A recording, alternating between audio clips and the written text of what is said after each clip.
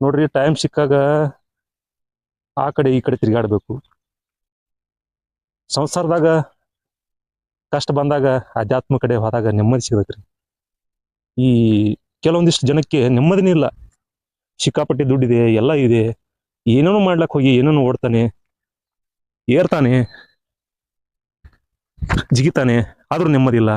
ಯಾಕೆ ನೆಮ್ಮದಿ ಇಲ್ಲ ಅಂದ್ರೆ ಈ ಪ್ರಕೃತಿ ಕೊಟ್ಟಂತ ಬಿಸಿಲು ಗಾಳಿ ಅವನ ಶರೀರಕ್ಕೆ ಬಡಿದಿದ್ದಾಗ ಅನಾರೋಗ್ಯ ಕಾಡ್ಲಿಕತ್ತೆ.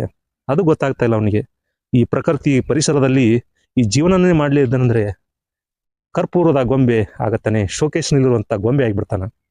ಹೆಂಗಾಗ್ತಾನಂದ್ರೆ ಬೆಳಿಗ್ಗೆ ಏಳೋದೇ 7 ಗಂಟೆ 8 ಗಂಟೆಗೆ ಹೇಳೋದು, ಸ್ನಾನ ಮಾಡೋದು, ಟಿಫಿನ್ ಮಾಡೋದು ಎಲ್ಲ ಮನೇಲಿ ಆಗಿಬಿಡುತ್ತೆ. ಎಲ್ಲ sofa set, chair, table, TV, ಅದನ್ನ ಊಟ ಮಾಡೋದು, ಮತ್ತೆ ಶೂ ಹಾಕೋದು, ಬ್ಯಾಗ್ ತಗೋದು.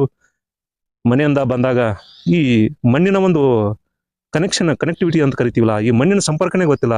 ಈ ಮಣ್ಣಿನಲ್ಲಿರುವಂತ ತಾಕತ್ತನ್ನೇ ಅದಕ್ಕೆ ಪಾದಕ್ಕೆ ಸ್ಪರ್ಶ ಆಗದೆ ಇದ್ದಾಗ ಸೂರ್ಯನ ಕಿರಣ ಕಾಣಲ್ಲ. ಬೆಳಗ್ಗೆ ಎದ್ದು ಕಾರ್ನಲ್ಲೋ, ಬೈಕ್ನಲ್ಲೋ, ಟ್ರೈನ್ನಲ್ಲೋ ಹೋಗ್ಬಿಡ್ತಾನೆ.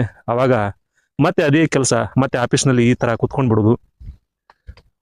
ಮಂಡಿ ನೋವು ಐತ್ರಿ ಸರ್, ನಮಗೆ ರಿಟೈರ್ಮೆಂಟ್ ಆಯ್ತು, ಮಂಡಿ ನೋವಾಗಿದೆ, ಅದಾಗಿದೆ, ಶುಗರ್ ಬಂತು, ಕಾಲು ನೋಯ್ತಾ ಇದೆ, ಅದಕ್ಕೆ ವಾಕಿಂಗ್ ಬಂದಿದ್ವಿ, ಅದು ಬಂದಿದ್ವಿ ಅಂತ ಹೇಳ್ತಾರೆ.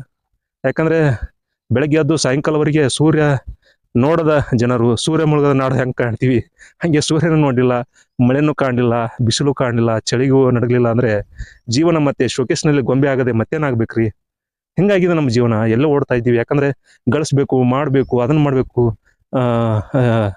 ಎಂಜಾಯ್ಮೆಂಟ್ ಮಾಡ್ಬೇಕಂತೇಳಿ ಏನೋ ಓಡ್ತಾ ಇರ್ತಾನೆ. ಐಷಾರಾಮಿ ಜೀವನ ನಡೆಸಲಿಕ್ಕೆ ದೊಡ್ಡ ದೊಡ್ಡ ಹುದ್ದೆಗಳನ್ನ ಅಲಂಕಾರ ಮಾಡ್ಕೋತಾನೆ. ಅಷ್ಟೆಲ್ಲ ಮಾಡೋದ್ರಾಗೆ ಇವನ ಜೀವನನೇ, ತನ್ನ ಲೈಫನ್ನೇ, ತನ್ನ ಆರೋಗ್ಯನ ಕಳ್ಕೊಂಡ್ ಬಿಡ್ತಾನೆ. ಎಲ್ಲಿ ನೆಮ್ಮದಿ ಸಿಗಬೇಕು ಕೊನೆವರೆಗೆ? ಹಿಂಗಾಗಿ ನಗುತ್ತಾ ಇರಬೇಕು. ಪರಿಸರ ಏನು ಕೊಟ್ಟಿದೆ ಅಲ್ಲಿ ಇದ್ರೇ ನಮಗೆ ನೆಮ್ಮದಿ ಸಿಗತ್ತೆ. ಪ್ರಶಾಂತವಾದ ವಾತಾವರಣ, ಗಿಡ ಮರಗಳೆಲ್ಲ ನಮಗಾಗಿ ಕಾದು ನಿಂತಿದೆ. ಬರ್ರಿ ಅಂತ ಪರಿಸರದಾಗ ಓಡಾಡೋನು, ಅಂತ ಪರಿಸರದೊಳಗೆ ಕೆಲಸ ಮಾಡೋನು, ಬೇರೆ ವರ್ಷನು, ಜಿಮ್ ಅದು ನಮ್ಗೇನು ಗೊತ್ತಿಲ್ರಿ. ಮತ್ತೊಂದು ವಿಷಯದಾಗ ಮತ್ತೆ ಬರ್ತೀನಿ ರೀ.